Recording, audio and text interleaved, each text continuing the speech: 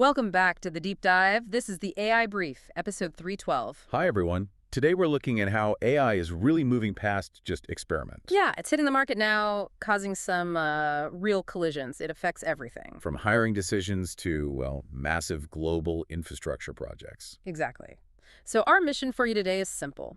Get a fast, solid grasp on where AI adoption stands, the new workforce issues popping up, and what's coming very soon in consumer robotics. We'll dig into some key data points and, of course, the business side of things. We'll cover why a major tech CEO is saying hire Gen Z even with automation. And what Nvidia's huge investment in South Korea really signals. Plus, a big study confirming AI is basically mainstream now.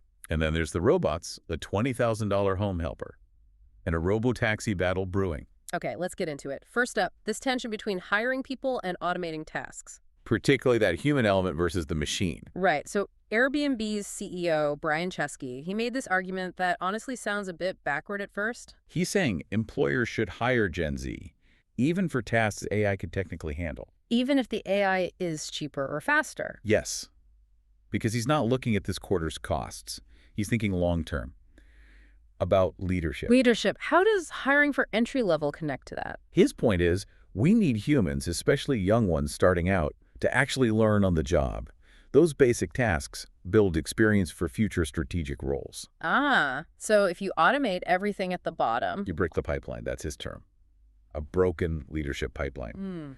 He worries that if young people don't get that foundational experience, who's going to have the judgment needed for senior positions later? Okay, but isn't that a bit of a luxury view? Maybe for Airbnb, sure, but smaller businesses, they need the cost savings now. That's definitely the tension. But Chesky insists AI just can't replicate that human touch, the intuition needed for tricky leadership situations, crisis management, complex deals. So it reframes the issue. It's not just AI taking jobs, it's potentially AI undermining future competence. Which is a serious long-term risk for any company, really. It suggests this need to balance automation with developing your people. Okay, moving from people to the hardware powering all this. Nvidia. Big news out of South Korea. A really significant expansion.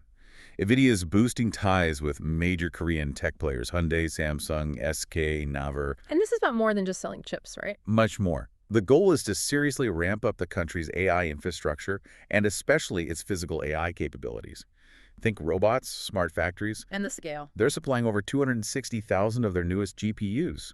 That's a massive amount of compute power. Wow, 260,000. That sounds strategic, like nation-level strategic. It absolutely is. Yeah. That power is aimed squarely at training and deploying big AI models for specific things. Yeah. Self-driving tech, advanced manufacturing, robotics. They'll use NVIDIA's simulation platforms, too. Digital twins, that sort of thing. So it's about embedding AI deeply into their industrial base. Exactly. It shows this global trend of hardware and AI software becoming inseparable. It keeps South Korea right at the cutting edge, competing globally. Which brings us nicely to usage. The infrastructure is scaling up, and now we have confirmation people are actually using it. A big Wharton study says AI is mainstream. Yet, this study really marks a turning point after 3 years of tracking. Weekly AI use in businesses. It jumped from 37% last year to 82% today. 82%. So the experimentation phase is definitely over. Pretty much. It's integrated. How are people using it day to day? Is it high-level strategy stuff? Mostly everyday productivity, actually. The top uses are things like data analysis, that's 73%. Makes sense. Summarizing documents or meetings, about 70%. And help with writing or editing, 68%. So, making existing work faster. And businesses are seeing value as their ROI. Yes, 75% of leaders say they're getting a positive return on their AI spending. Okay, that's solid. But the study had a twist, didn't it? It wasn't just about the tech. Exactly. Professor Stefano Puntoni at Wharton put it bluntly, success depends on the employees. His quote was, "The challenge isn't replacement, it's readiness." Readiness. So it's about the people using the tools, not just having them. Precisely. The company's getting the most out of AI.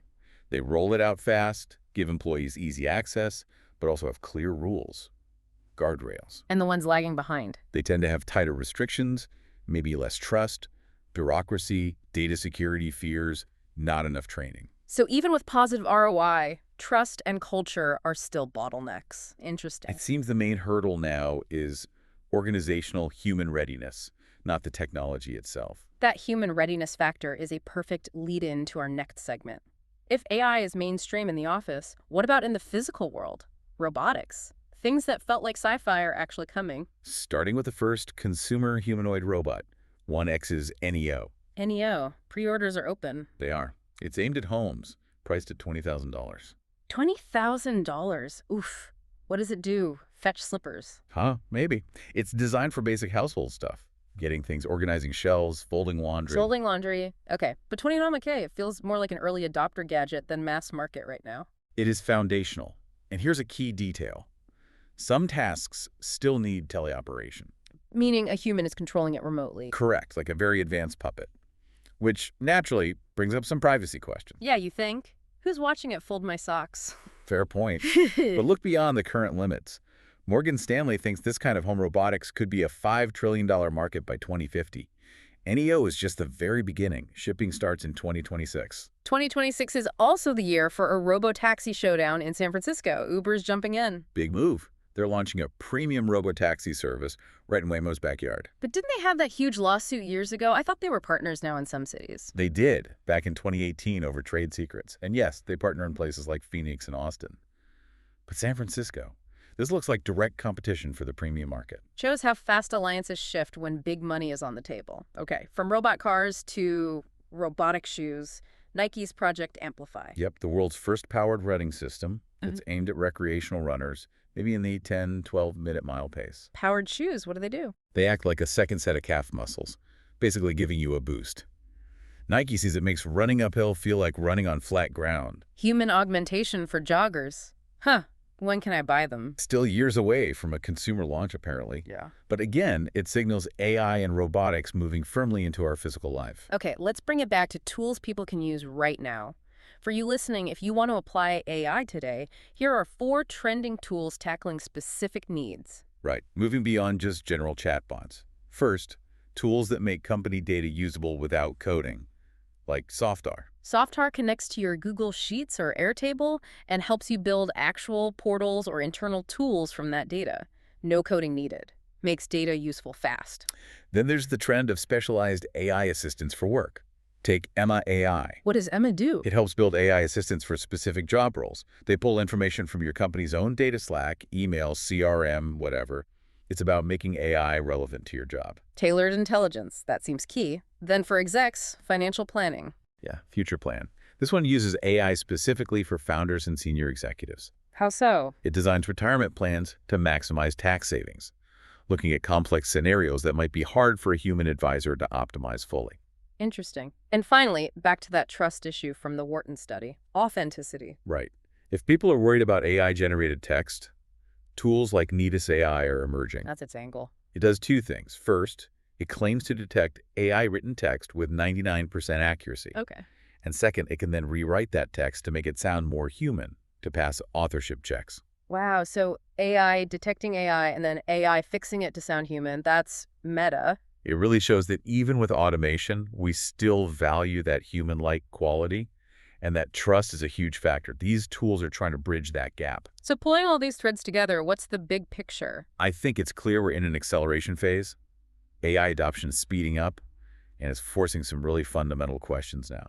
Like, how do we actually train our people for this, the readiness problem from Wharton? How do we protect that future leadership pipeline, like Chesky warned? And what's the real value proposition of these early physical robots, like that $20,000 NEO? These aren't abstract questions anymore. That really sums it up.